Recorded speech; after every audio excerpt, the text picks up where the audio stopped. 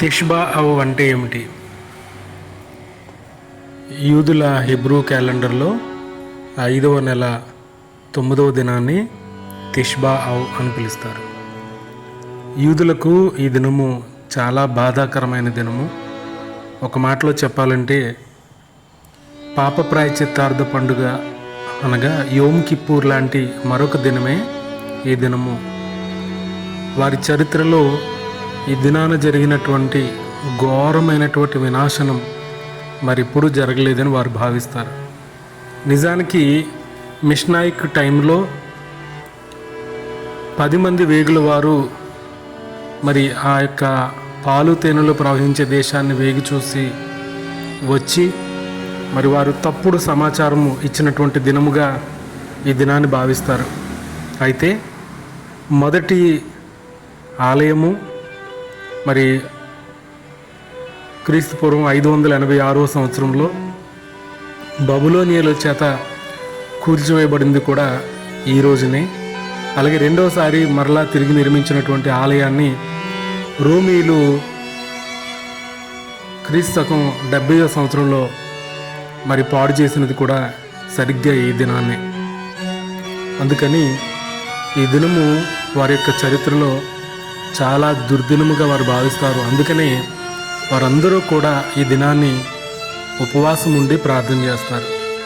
ఈ దినము నిజంగా వారి యొక్క చరిత్రలో భయంకరమైన దినముగానే ఉంది.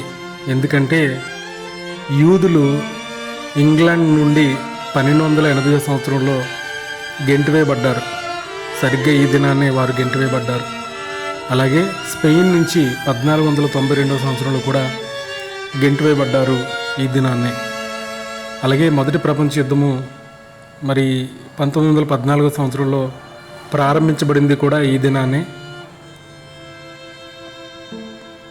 అలాగే చాలా రకాలటువంటి భయంకరమైన వినాశనాన్ని యూదులు వారి యొక్క జీవితంలో చూసినది ఈ యొక్క 6వ నెల 9వ దినాన్నే. కారణం ఏంటంటే వారి మధ్యన ప్రేమ లేకపోవటం. సహోదరులారా, ప్రేమ లేకపోవడం వలన వారి యొక్క చరిత్రలో ఈ దినము భయంకరమైన దుర్దినముగా ప్రస్తావించబడింది. కనుకనే నేటికి కూడా వారు 3వసారి ఆలయాన్ని నిర్మించాలని వారు ఆశపడుతున్నప్పుడల్లా వారి మధ్యన కావాల్సింది ప్రేమ అనే విషయాన్ని వారు గుర్తెరిగి ప్రపంచంలో వారు ఏ దేశంలో ఉన్నా కూడా ప్రేమ కలిగి ఉండడానికి వారు ప్రయత్నం చేస్తూ ఉన్నారు. అందుకని మన రక్షకుడైన మెస్సయ్య వారు కూడా పరిచర్యలో ప్రేమ కలిగి ఉండండి అనే విషయాన్ని నేర్పించడం జరిగింది. అయితే ఇంత వినాశనాన్ని కలుగజేసిన ఈ దినాన వారు ఉపవాసం ఉండి ప్రార్థన చేసి ఉంటున్నప్పుడు వారి మధ్యన ఒక గొప్ప నిరీక్షణ కూడా ఉంది. ఆ నిరీక్షణ ఏమిటంటే ఇదే దినాన వారిని విమోచించే విమోచకుడు మెస్సియా ఇదే దినాన పుడతాడు అని వారి గ్రంథాల్లో రాసుకున్నారు. జెరూసలేం తాల్ముద్ బెరఖోత్ 2:4లో రాయబడింది. ఇంత భయంకరమైన వినాశనం వచ్చే దినము మరి భవిష్యత్తులో వారికి గొప్ప సంతోషాన్ని కలిగజేసే దినముగా ఉండబోతుందని ప్రతి ఒక్కరు కూడా ఆశిద్దాం.